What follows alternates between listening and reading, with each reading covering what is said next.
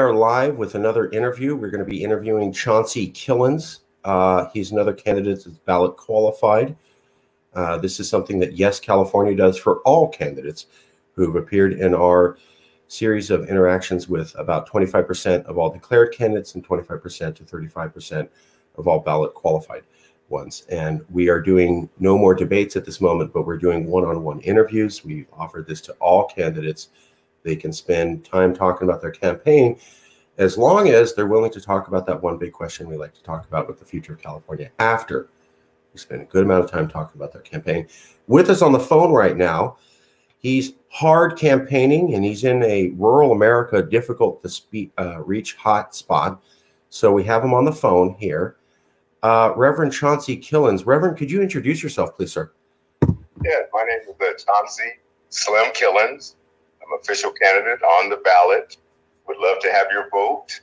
I'm a longtime resident of California and have enjoyed the benefits and the freedoms that we've had. And lately there's been a turn in the rights of the citizens. And that has offended me and many of the citizens in California, where we have been treated as irrelevant, non-essential. Our thoughts and beliefs do not matter to some politicians. So the recall effort, although technically I might not necessarily approve of that, but because of the things that's been going on with the shutdowns, the confusing messages that the experts have been giving us, the denial of the fact for those experts that have a different view that their voices have been suppressed, has offended not only Republicans, independents, Democrats, and that's why I'm running for this gubernatorial race. And with your help, I will be the next governor of California, and we will make it great, make it red, and make it safe again. And your website is Witness in the Public Square, I believe. Yeah, it's www.witnessinthepublicsquare.com/.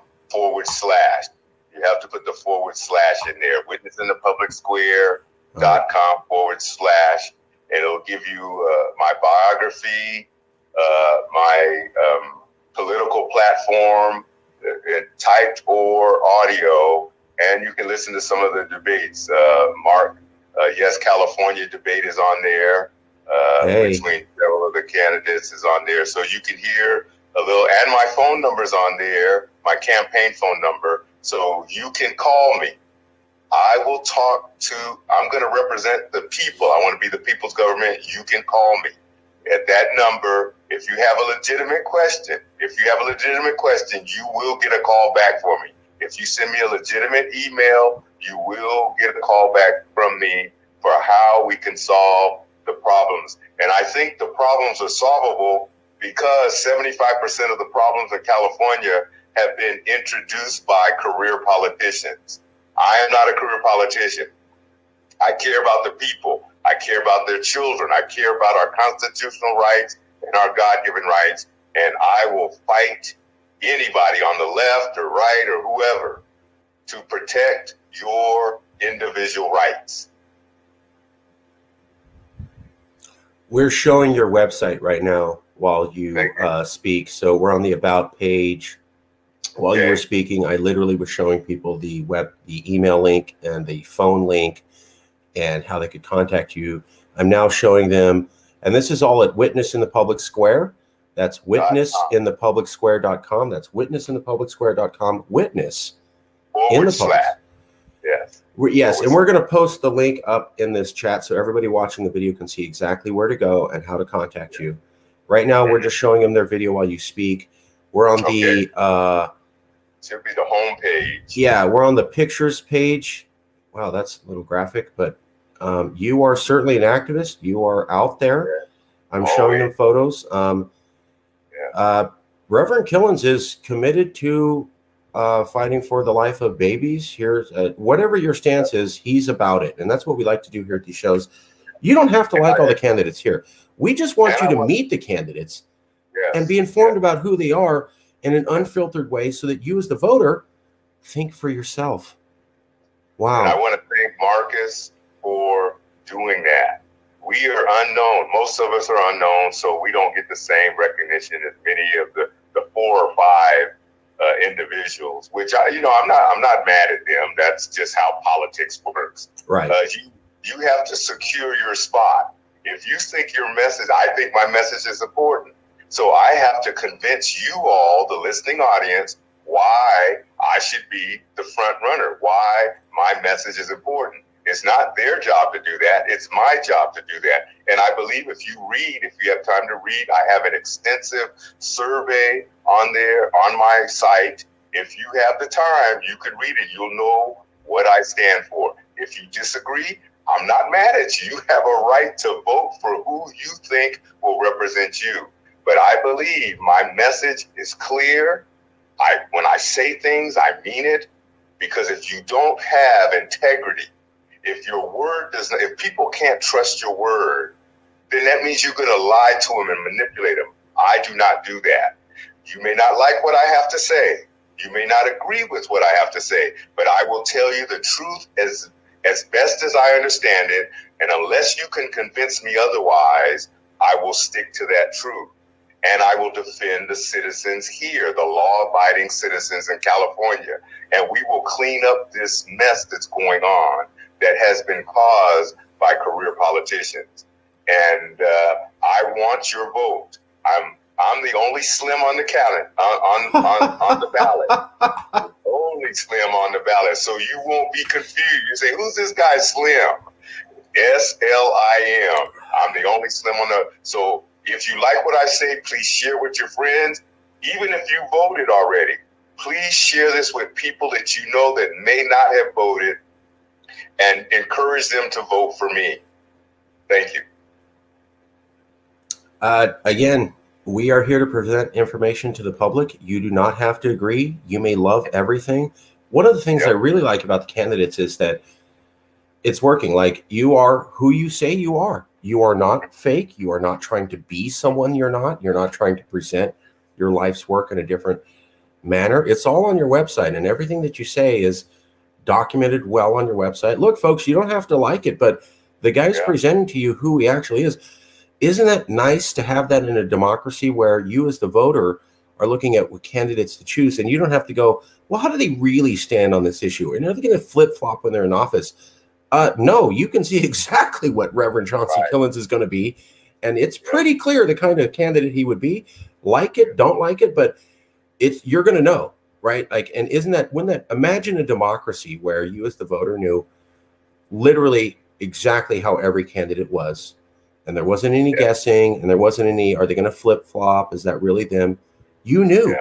And we as voters got to pick, like, who we actually wanted, instead of, I thought they were this kind of person, and then they got into office and they turned into this person because of lobbying or some backwards connection or something.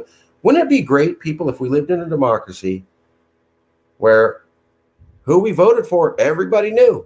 You know, and if 60% of the public voted for candidate X, a woman, a man, a trans, whatever, we all knew, and nobody could say, I was confused, they tricked me. It's like, no, everybody knew who that person was. A majority picked them. This is what the public wants. I can complain about it and protest and wait for the next election. We don't have that.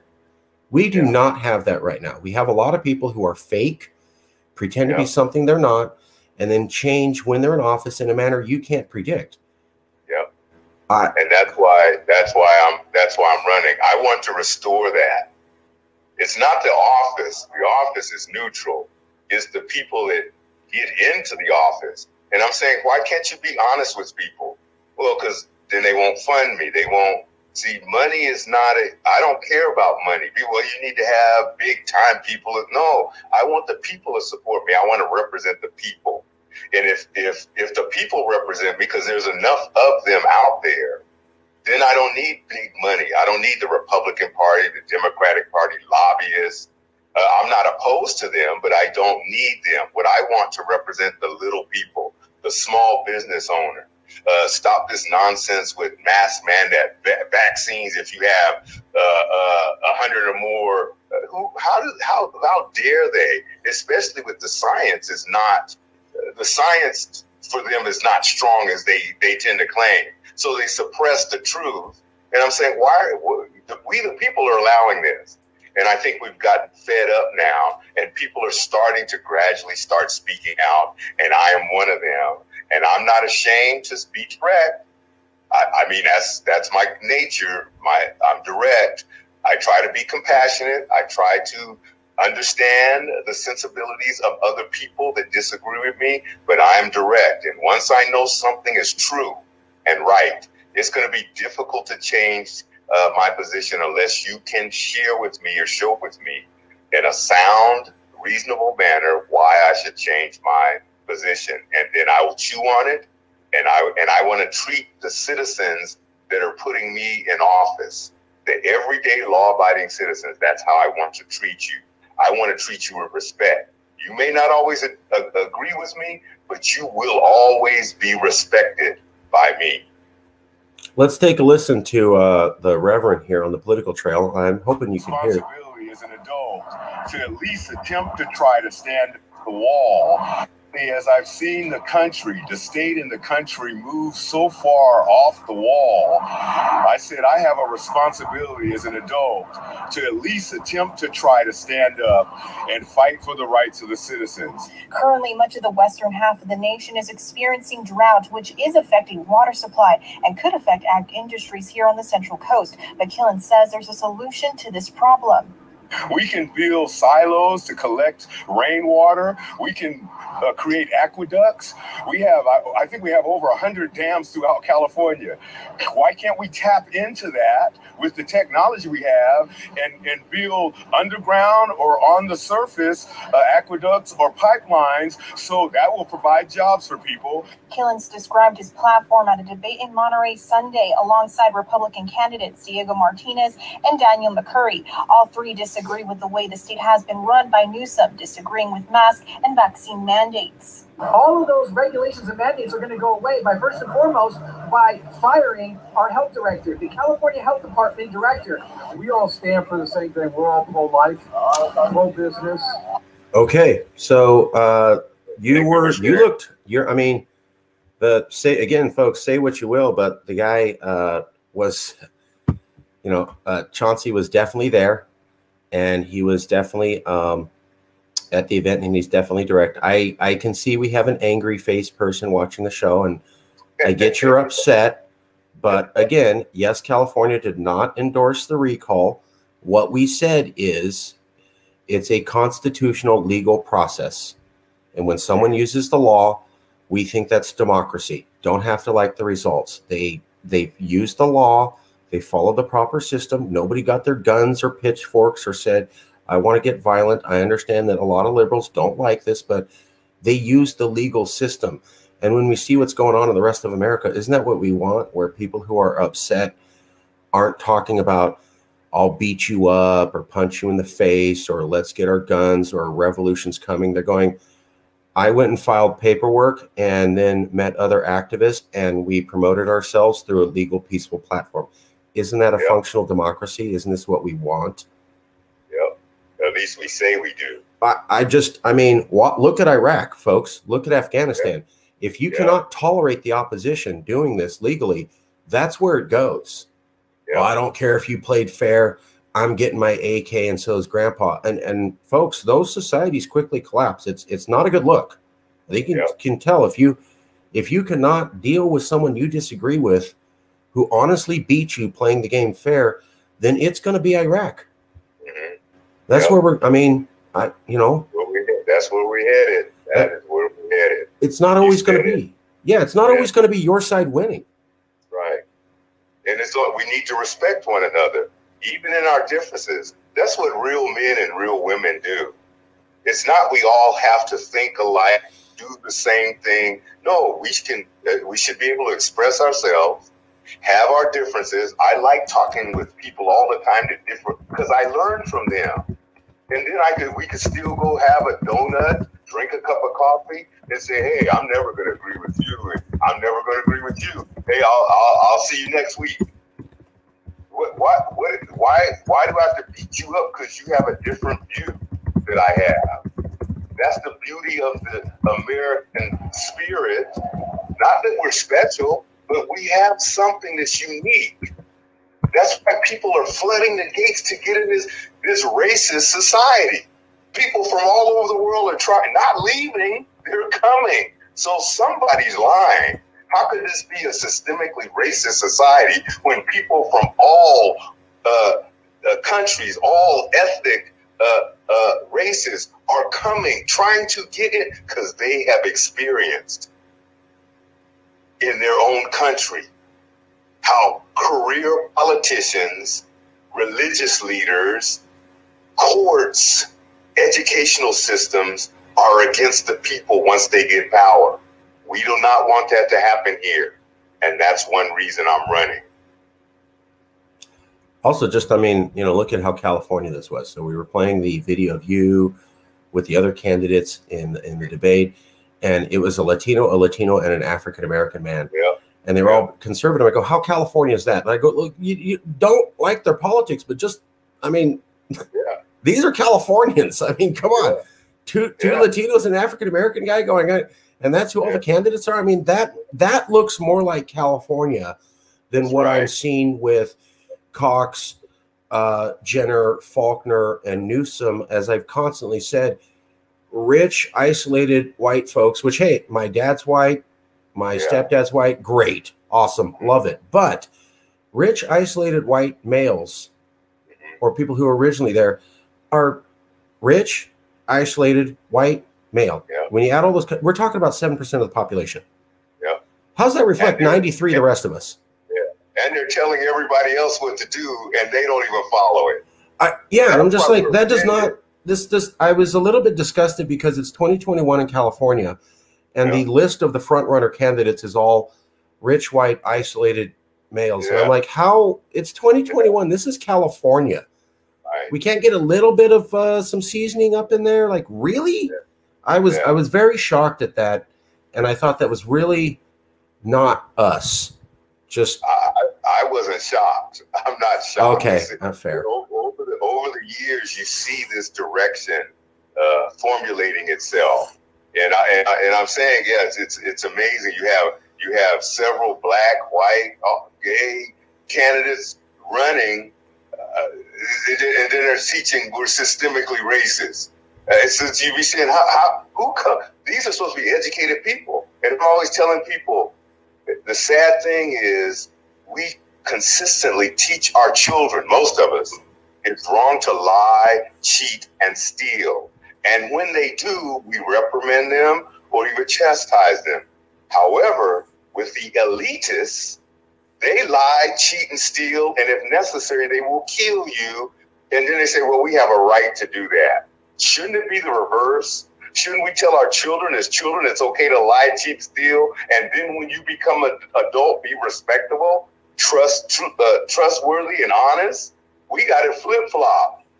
We'll tell our children don't lie, cheat, steal, and then people in powerful positions, whether it's politics, whether it's in the church, in the courts, in the education system, science, they lie, cheat, and steal, and they say, oh, we have to do this. So I would reverse that. No, I would say, no, let's start telling the truth. Let's be honest with one another. If we want a safe environment, let's be honest with it. We may not agree, but we should be respectful towards one another, even in our disagreements. And that's the kind of California as governor that I will make sure it will happen under my watch. Just what I said. Yeah, that's so you can contact the Reverend respectfully, and you can talk about his platforms. He has said he's willing to talk to everybody respectfully. So you could disagree, but in a respectful manner, have a debate. That's democracy. He's certainly shown himself willing to meet the public, debate anyone respectfully. Here is the contact information. That's 916-562-2744. 916-562-2744. Also, and we're pasting this up on the screen, Reverend, so everybody can watch this. Thank you, sir. Witness. Tell them to leave a message, because I get so many. If you don't leave a message or email, you're not going to get you're not going to get no response from me.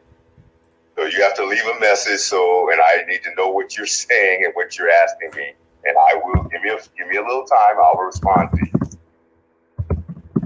Thank you, Marcus, again. Yes, California, for affording this opportunity. I really appreciate. I appreciate you and your staff for allowing us to do this, because the major media outlets and news and TV aren't going to give us this. So we appreciate this advancement in technology that allows us to go to other sources to get our information out.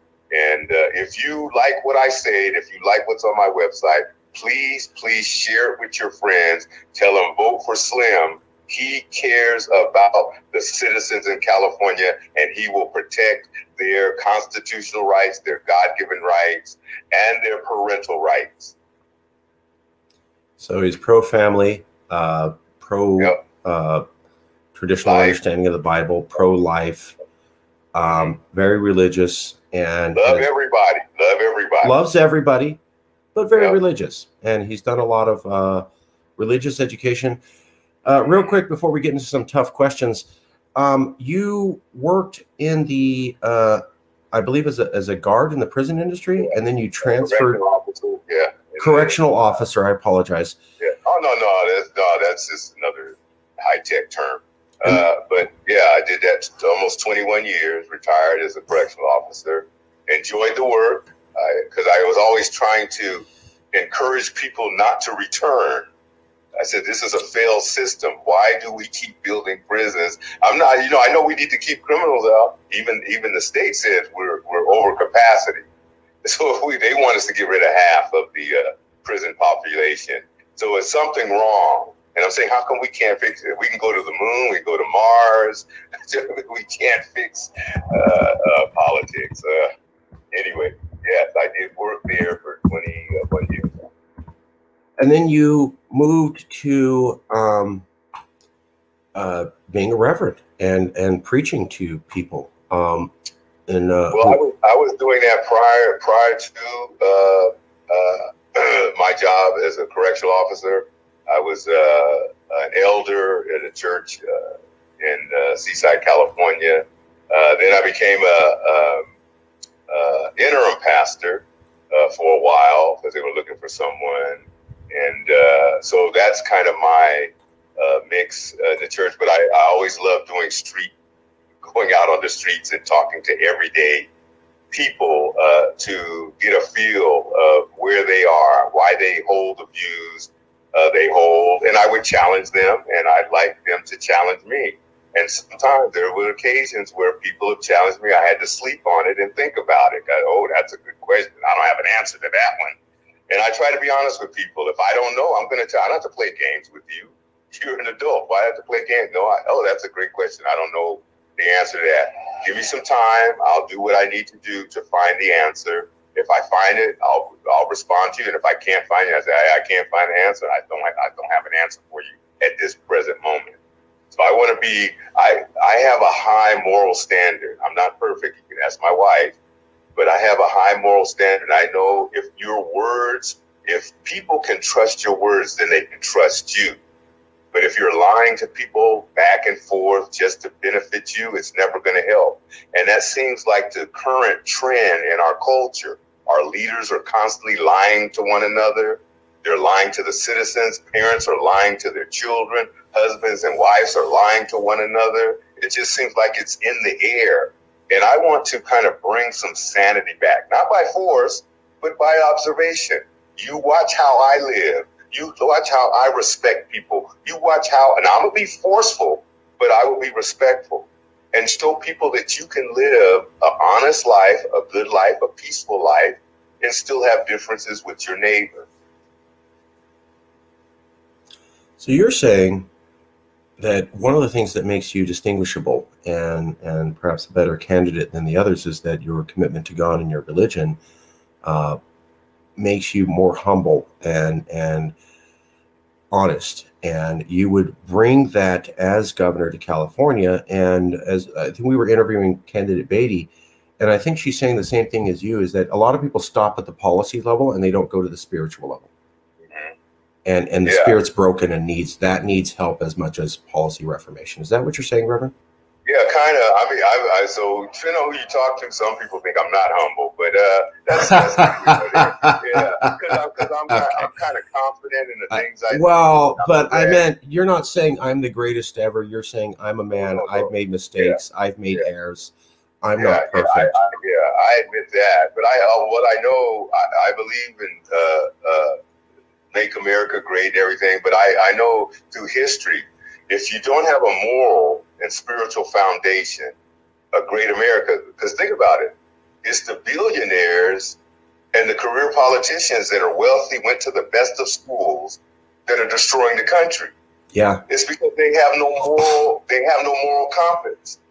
And if the moral compass is not relevant or valid, then they can do whatever they want to do and justify it.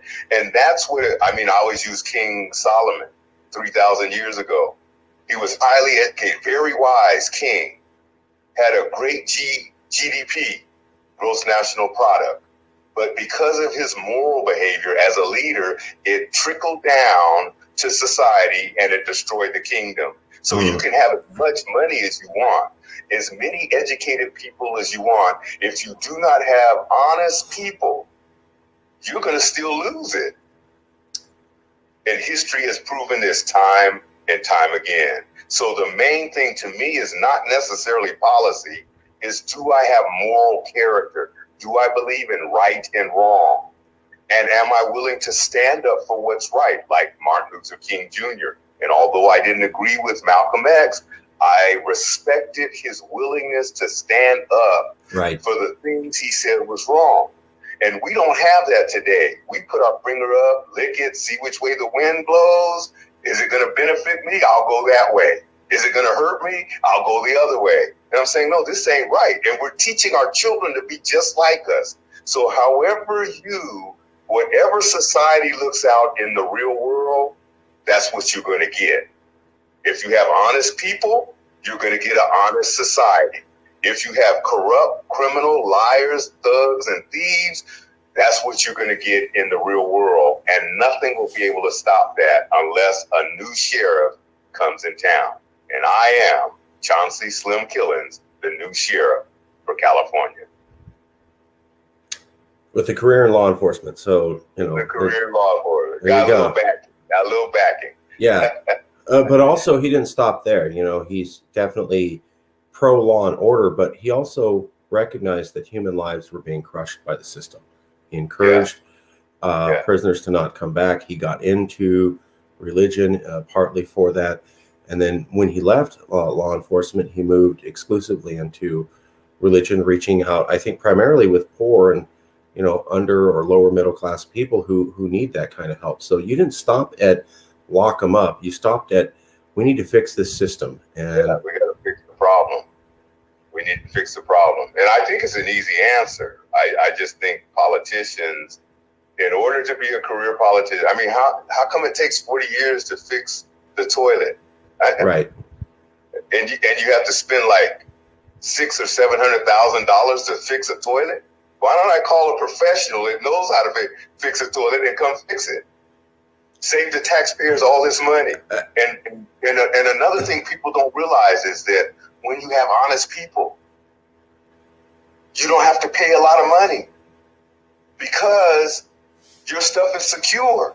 If everybody feels safe, you don't have to pay a lot of money for thugs and criminals running around, breaking into people's houses. And I'm not against having, and so people don't misunderstand me, I'm not against having certain, ring on your bell and alarm system and stuff. So I want them to have jobs too.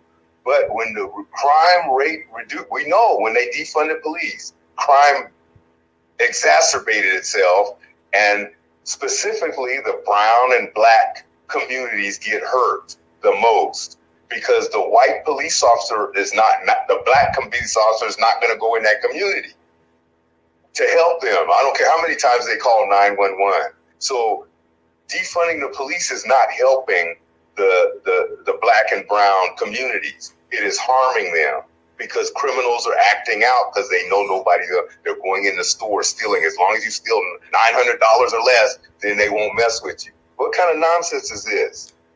So I have to pay for it. You have to pay for it. And I'm going to stop that. Immediately, I'm going to stop that. I'm going to say, once I'm sworn in, this moment, if anybody commits a crime, especially a serious crime, look out. We are coming to get, we're going to put all forces of the law and get you. And we're going to stop this nonsense so people can live safe in their communities and not where we should have to be able to leave our windows open and our doors unlocked. And the only way that'll happen if criminals realize we ain't playing with you no more, and I will not play with them. Yeah, there are special circumstances. We'll look into that. But these people that are career politicians and career criminals, not on my watch. It will stop overnight. Again, yes, California has not endorsed the recall election. We are not endorsing any particular candidate. We have reached out to Democrats, Republicans, Tea Party, Green Party, Trump supporters, anti-Trump supporters, Bernie Sanders people, and we offered them all interviews, and everybody equally got an equal place. The point is for you, the public, to get information and make up your own mind. We're talking to Reverend Chauncey Killens here, and he's explaining exactly who he is. So you as a voter are going to be really informed. You're going to know exactly who this guy is and be able to make an informed decision. And the great news is that if you vote for him because you think he's a particular person, you're going to get exactly what you picked. He's not going to change. He's been doing this for decades. This is who he is. And it's nice to work with candidates who present themselves honestly.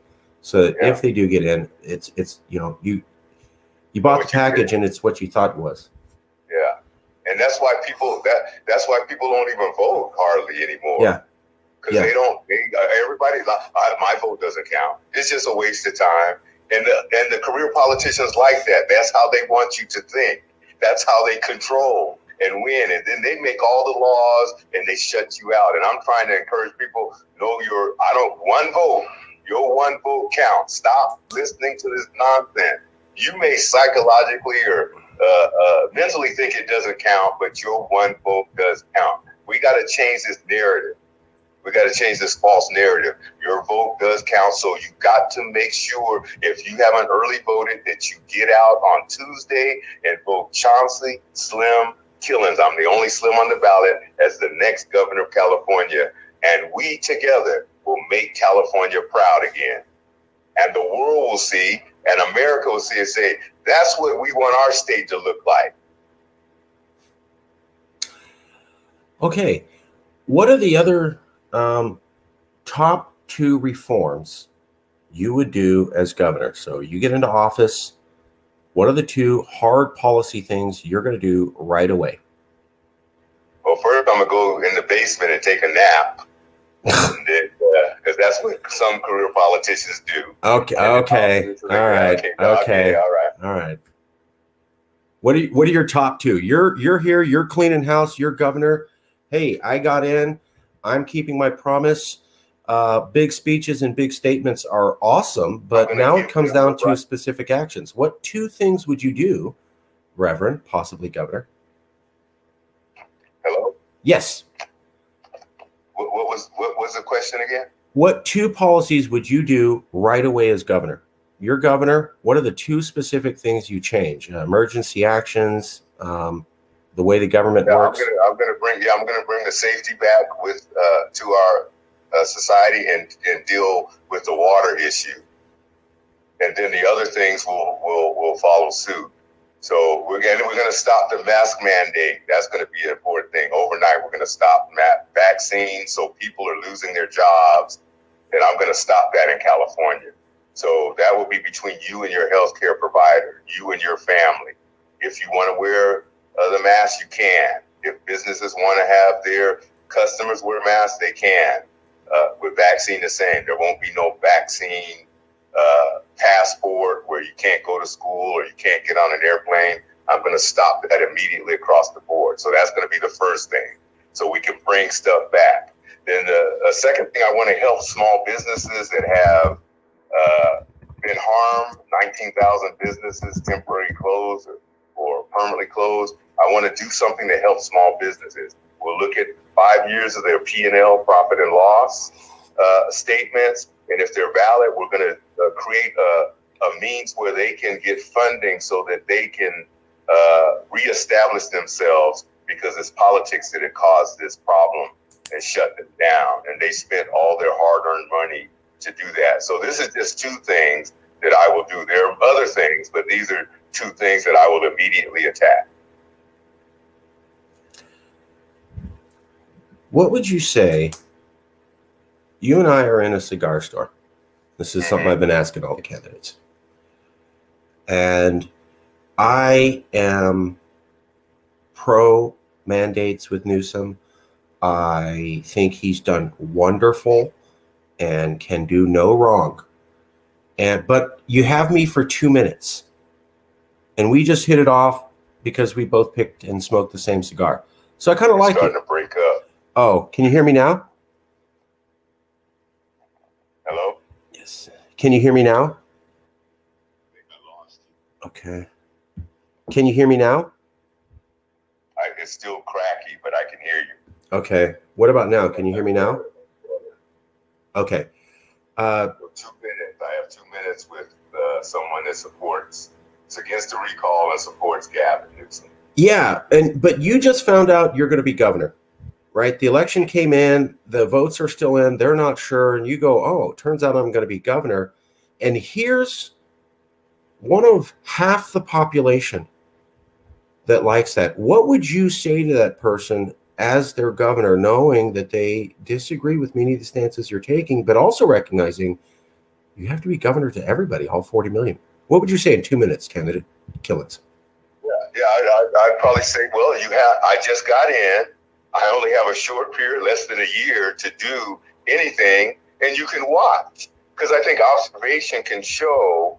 I'm going to open the California for businesses, and then you could see, and we'll be able to show that people, although cases of COVID may be going up, the deaths exactly aren't really going up. So it's not. So they're making it cases instead of deaths, because if people were dying everywhere, like dropping like flies, then you wouldn't have to tell people to wear masks or get vaccines. But because people don't now, yes, individual, anecdotal, I don't want to sound unnice, but if you lose a loved one because of COVID, that's a terrible, don't want anyone to die. But people are going to die. And whether they're young or old, middle class. So give me a chance in this under a year to put in effect the things I'm going to do. And then you weigh those things in a year. We did an election. I was elected. Now I'm going to show you what I can do. All I'm asking is that you give me time to show you, to demonstrate, to open the economy, to go by science, real science, and then make decisions based on that. Get the experts in, real experts, and then we'll make decisions. So if you give me some time and pray for me that I do the right thing for the citizens and for the people of California, I think you will change your mind over time. So initially you're hurt because you wanted him to stay in, but I'm asking you to give me some time so I can show you and change. And then you can see what's going on. And if you have questions after that, you can either vote for someone else when the next election comes up in 2022. If you're not satisfied with me, you can vote for them. That's the beauty of this nation. We don't have to use thuggery or intimidation to get people. You can vote. You say, I don't like what he did for 10 months. I don't like what he did. Get him out. Put somebody else in. That's what I would tell them. Okay, one more question, then we're going to go to the big question here. Now, I just asked. I'm losing you again. Oh, sorry. So I just asked you to explain how you would talk to somebody who wasn't supportive of the recall. But I'd like to ask you to explain to voters watching this video in 2 minutes why those who are upset with Newsom have a legitimate reason to be. Part of the narrative is that, hey, tough situation. Nobody knew how to handle the pandemic.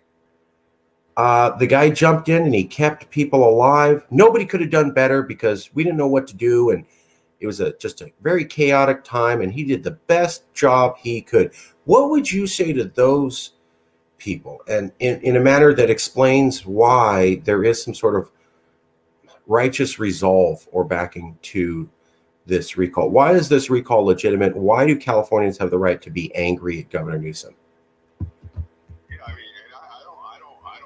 don't people to be angry. I just want people to do what they need to do. The problem we're having with the left or the Democratic Party and some rhino Republicans is that they always telling everyone what to do, but then they don't do it themselves. So I call people like that liars. If Gavin Newsom and Nancy Pelosi can go to a restaurant or go get their hair done, the same people that shut down small businesses. So they are elitists. And like you said, it's all these white privileged people, Gavin Newsom, Nancy Pelosi, they never call themselves white privilege, but everybody else that's Republican, voted for Trump or white privilege. That's nonsense. So he goes in a restaurant with all highly educated people sitting close to them. Nobody has math. They're eating good food, drinking wine. Then he goes on TV and lies to his constituents. So they think we're ignorant. And they keep getting away with this over and over and over. And they always talk how they care about the little people, how they care, but you can tell by their actions. And that's going to be the difference between me. When I say something, I'm going to do it. And if I can't do it, I will come to you and tell you, hey, I wasn't able to do this because these obstacles got in my way. I'm fighting for you, the people. Gavin Newsom is fighting for him and the little elitist crowd that he's in, because those are the people that kept him in power. And if you can do that, if I can't trust you about you wearing a mask, or you shutting down stores and then you going to the stores, or your business is running but you're shutting down. I was listening to the lady that had a restaurant across the street, obeying all the rules, mandates, not even laws, they're mandates, obeying all the mandates outside, having people wear masks.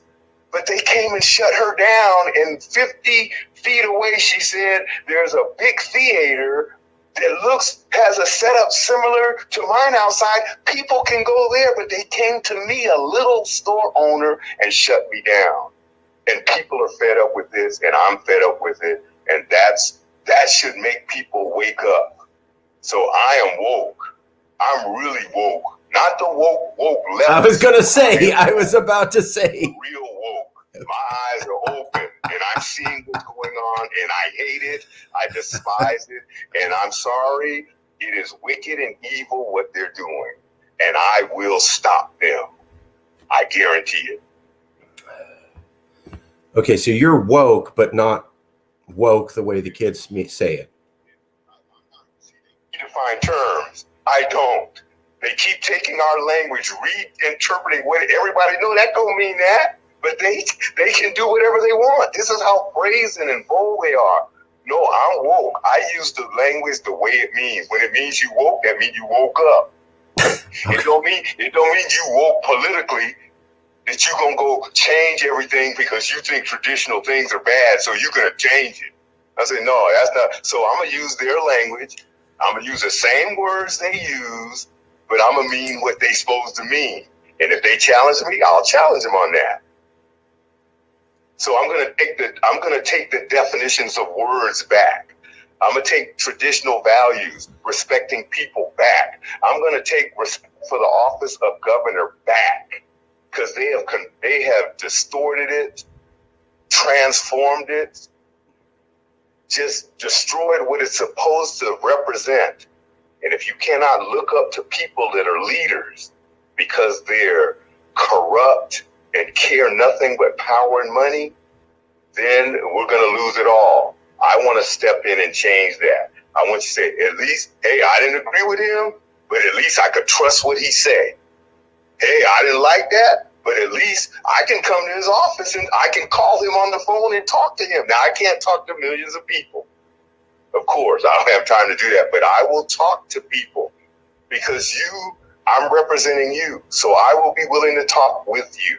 And that's the difference between me as governor of California than what we have currently on both parties, Republican, Democrat, very few people. And it's sad. It should be the other way around. And that's what I want to help do in California. You know, the last governor of California that I heard people talk about that way was Pat Brown, you know, going back to the 60s. Oh, I'm sorry.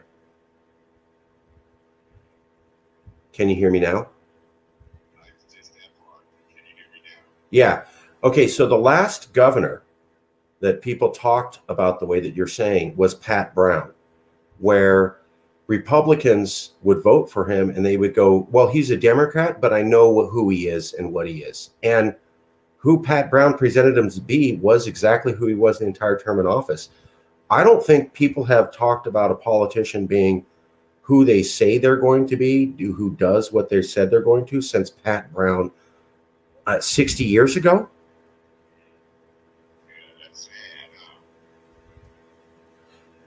Yeah, I'm just saying, even Republicans talked well about Pat Brown. They go, well, you know, he was a liberal and I didn't like this or that policy, but when he said he was going to do X, Y, and Z, he did it.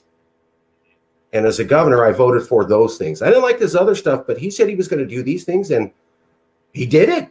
So I was pretty pleased. No, I didn't like everything he said, but he made a promise and he kept it. You have to do an amendment in the California Constitution. You got to keep your word. If you say something, you think you have to tell people that. Why would you have to tell me you don't want people lying to you? Why do you lie to other people? It's just you would think common sense, but because of power and control, and that's what has harmed the power of the people. You're just taking the power of the people. The people that you're supposed to represent, you're saying, no, I'm not going to let them control me. I'm going to tell them what I want. I'm going to do what I want. I said, well, then you're not representing me as a citizen. I'm not saying you as a governor, you have to agree with everything I say, but you should at least listen to me. And then you should come with something reasonable to say why we can't do it. I'm going to speak to the citizens of California. When situations come up, I'm going to talk. They're going to hear all the. See, I'm not going to be hiding stuff, doing stuff behind closed doors. Talk about, hey, how can we get this through? How can we reword the proposition on the ballot so nobody will know what it says? That you have to have like a doctor's degree to be able to read the ballot. Even though you got everyday citizens going there that don't vote regularly, you got to be able to have a doctor's degree to read what the ballot is trying to tell you. We can put 39 languages on the ballot. How come we can't put just everyday common English? This is what this proposition means. And this is how you can decide to vote for it. Why do we have to confuse people so we can trick them to vote the way we want? I'm going to stop all that. I'm going to tell the people I'm going to write on there what they need to know, and then they can make a decision. And if they all agree to that decision, see, people want, even though they may not say it, people want people to be honest with them. Now, they don't like honesty when it hurts them. Most people don't. But people want people to be honest with them. And our leaders should be leading the way in showing integrity in these offices they hold. Because remember, they don't make these, I swear to hold the Constitution, born domestic. And then they don't, none of that means nothing. It's just like a little act that you play in front of people. And then when you once you're sworn in, you just do whatever you want to do. I'm going to be in touch with the citizens.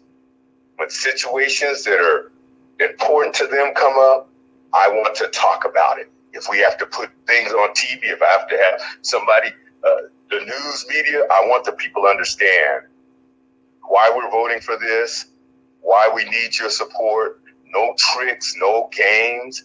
If you guys think it's good, I tried to lay it out to you as best as I can so you can make a reasonable decision based on what I told you.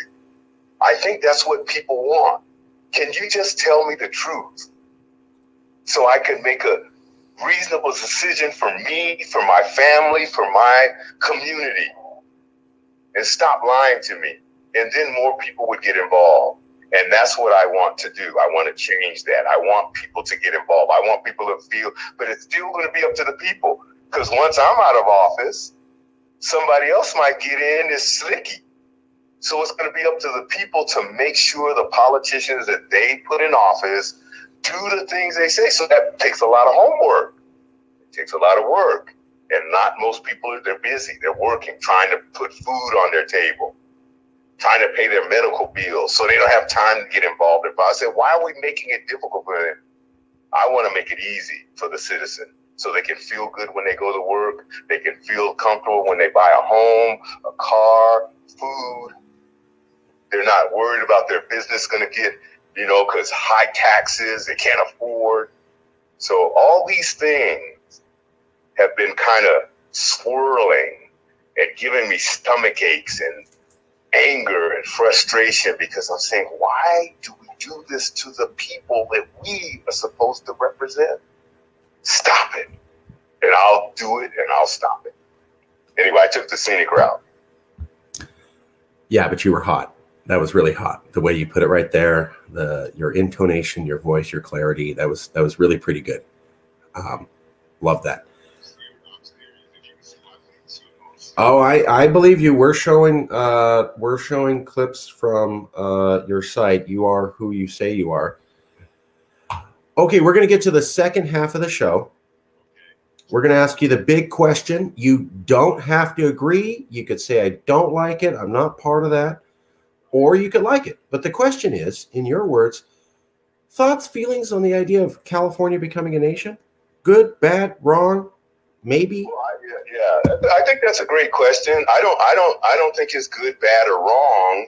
I just think that we as a people see and why are we doing this? Because we're tired of politicians.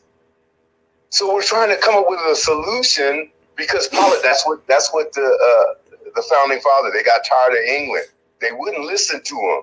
And they said, we're going to have to do something because every time they promise us something, they break their promises. And I'm saying, no, we need to be able to try to negotiate with people. I am not opposed to seceding. I would try to do everything in my power as governor not to have to do that.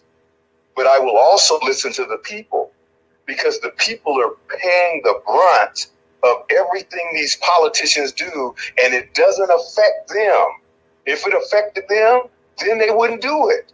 So I'm saying, you got the power, you have the money, and you're treating the people that are struggling, having a hard time, and they're saying, you're not listening to me.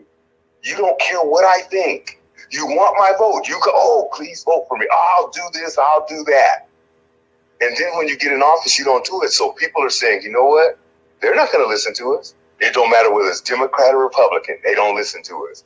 And you get a sense. You get a sense that's true. So you say, what's the best thing? Well, let's start fighting. Well, we can do that without even becoming a separate. I think it being the fifth largest economy, it wouldn't be hard to do it. But I still consider us the United States of America. So I'm not saying I'm for, against. I will talk with the people, see what, and I will try to discourage that. I will try to say, what else can we do before we take this drastic step?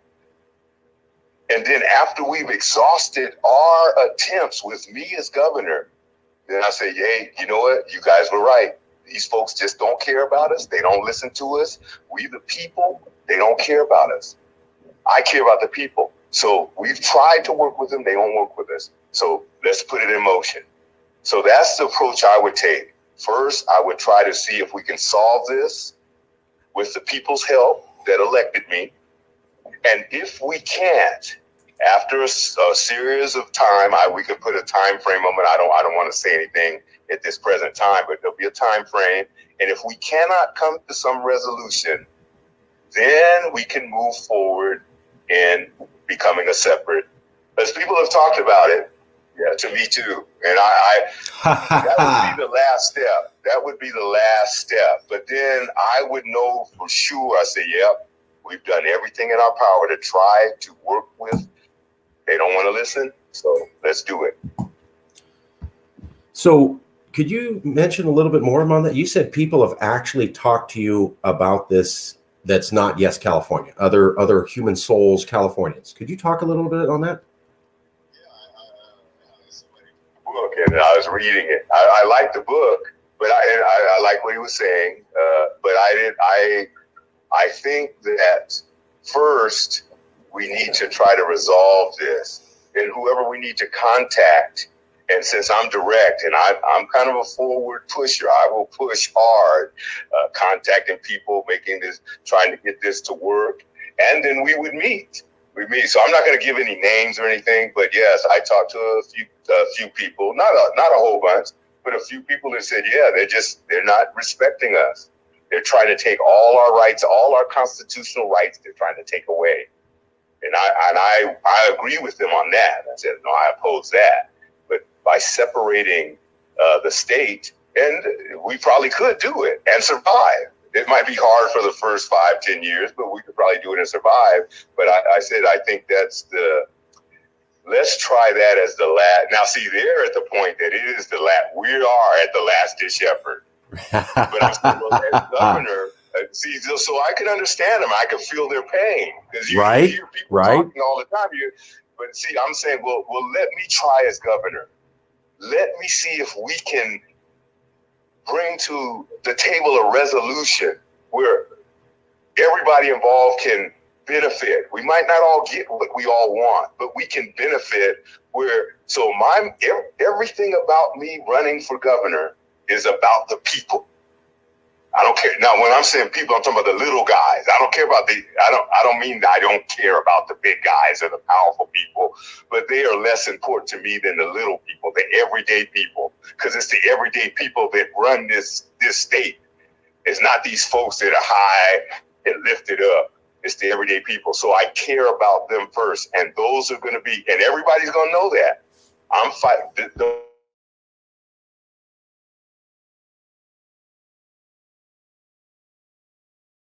Is wrong. I don't care what people say or think. I'll try to negotiate and work with people, but I'm going to fight for the citizens, for the people, the law-abiding citizens, the people that are working hard to keep their stores open. They have to work 16 hours a day, 7 days a week. I'm going to fight for them. The people that are putting their kids in school, I'm going to fight for them. And if this becomes the only way to get their attention, the elitist attention, then we will make California a separate country. Don't want to do it. I don't want to do it. Yeah. You made that clear. But you're not for it. I understand. I'm not for it. But if they don't listen to the people who pay their salaries, then it's apparent to me that they don't care about us. And all I know, if people don't care about you, they don't respect you. And if they don't respect you, they're going to treat you and they're like bullies. If you bring the $3 to the bully every day, he don't respect you. He just wants your money. That's why you got to bring it. And that's how the politicians are treating the citizens. They're just bullies and taking from them and promising and taking from them. And I'm telling people, if somebody does not respect you, anything they do is never going to benefit you. Never. It's always going to benefit them. So if the other side demonstrates that they don't want to work with the citizens of California, the little people, everyday people, the taxi driver, the school bus driver, the health the elementary school teacher, the small hairdresser owner, fingernail shop, automobile, the little people, small businesses, restaurants. That's who I'm going to fight for. And I will go to the mat with anybody. I don't care their rank. I don't care their authority. I do not care their power. I will fight for the citizens because it's going to be the citizens that are going to get me elected. I took the scenic route. Sorry about that. That was awesome. That was awesome. So I just was really amazed to hear that, Yes California has no contacts with your campaign. We don't know who you're talking about, but you're talking to other Californians who are kind of saying the same thing we are. So that's cool. The other side is pretending like we don't exist. That tells you they do not care about us. So I'm going to fix that, and I will fix it immediately because I'll go toe-to-toe with them. I'm not afraid. And I tell people, I don't mean this arrogantly, and I believe I'm the only one that will actually say that. I believe in the truth so much that I'm willing to lay my life down for the truth. I don't know any other candidate would say that. I'm not trying to be arrogant or bold. I just want people to know my word means so much to me that when I say something, I'm going to do it. If I say I'm going to fight for the citizens of California, I will fight. No lobbyists, no big name, no they can threaten me, they can put me in jail, they will have to kill me to stop me from standing on what's right. Okay, that's awesome. So we're going to go down to a closing statement. In 2 minutes, how do you want people to think about you between now and Election Day, in your words? I hope they think about me as one with integrity. I hope they can feel the passion. And yes, passion doesn't make change, but I'm the type of person, I'm confident in the things I do. That doesn't mean I always win the things I do, but the things I say I'm going to do, I'm going to do. And wouldn't it be refreshing to put someone in office as governor, in a high political office, that actually does what they say they're going to do? Isn't that what you as a citizen want? Well, if that's what you want, I am telling you, because when I say something, I mean it. I am going to fight for you. I'm going to defend you against all adversaries, foreign and domestic. And I will protect you as a citizen here in California. The 40 million or however million, the other million are coming in, I will protect. And the ones that aren't doing right, we're going to get them out of there. Crime's going to go down. You're going to say, man, how did crime go down so quick? You're going to say, hey, man, how come people that are breaking in this country are leaving so quick? And then we're going to take care of you.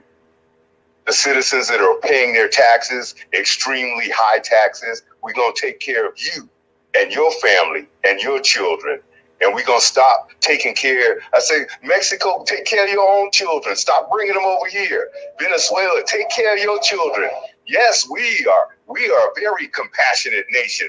I think we spend, churches and organizations spend, I think, $1 billion a year giving to, because we have prosperity in California and in America. We can help people that are struggling. Other countries don't do that. We do it because of the principles we hold. We've been blessed by God, and we want to help people that are struggling. So if you have more money, you could send money to who you want or where you want. The government shouldn't be telling you, you're going to pay for this, you're going to pay for that. I'll stop all that. And that's what you will know about me as the next governor of California. I keep my word, and I will defend your rights as a citizen. That was clear. So we're going to leave it there with Governor candidate Chauncey Killens. His contact information is up. That's 916-562-2744. That's 916-562-2744. If you have respectful, relevant questions, Reverend Killens is willing to meet you. The email is witnessinthepublicsquare@gmail.com.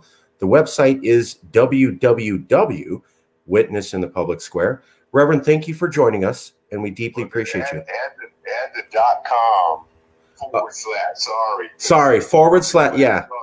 That's how I have it, but some people are having difficulties. So www.witnessinthepublicsquare.com / it'll go immediately to my home page, and then you could read up whatever you want about me, whatever question you have, you can say so. And again, I want to take this time to thank Yes California. I really respect Marcus. He goes out. He'll call you, text you. I appreciate that. He wants to talk to us. So I appreciate organizations like that, and I appreciate him taking the forward stand and pushing to invite all candidates, no matter what their views are, on his program. He doesn't say, you can't come on. Oh, no, so I want you to know, Marcus, Ruiz, that Evans, I appreciate that, and I appreciate your time. And although we haven't been face to face, you were like a friend to me just in this short time. You're going to make me cry. I'm going to have to get off the air now. Can they see you?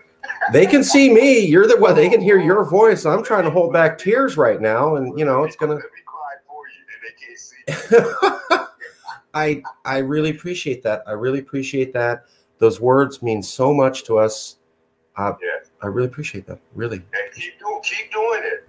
You might get some flack, but I respect people that are trying to do what's right. I will always stand side by side for people that will stand for what's right. And you fit that criteria. We're going to end it there. When you're on a high note, you don't try to go any higher. So there it is. There it is. Thank you very much. Okay. I will talk to you very soon. Don't forget to vote. All right.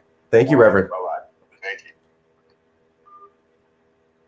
Well, you heard it there. So we will continue to reach out to candidates and provide a platform for you, the voters, to hear directly who they are. We are not endorsing any candidates. We are not taking any stance. We want to be fair to all candidates.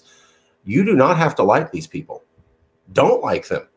We just want to be seen as the information place where you go and you find out about these people here. And we think, if you don't like them, great. You found out who they were and you realize that's someone you don't want in office. Versus now there's a lot of candidates who run and they tell you whatever they want you to hear. And then there's someone you've never met who actually gets them to vote a certain way when they're in office that's not what you wanted. Wouldn't it be better to actually know the people who aren't the right fit up front? All the candidates that we bring on here, you may not like, but at least they're being honest with you up front, and at least the voters get to make an informed decision. We're proud to do that. Thank you very much.